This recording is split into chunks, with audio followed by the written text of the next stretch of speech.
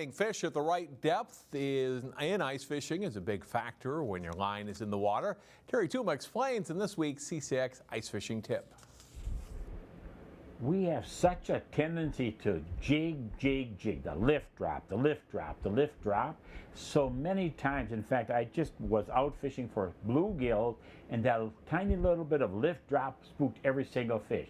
What we really need to do and understand is using your Vexilars, working with the jigging actions to really trigger and attract these fish. It has to do both. It's not just attract and then trigger.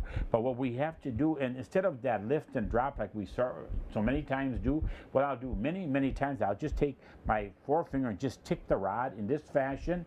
Also, is just take my other hand with the one that's holding the rod and just tick the rod blank above the handle itself, and the other is just take and squeeze the rod handle. Those are very subtle movements in the water column. Many times is just bring it up to where these fish are and then just hold it.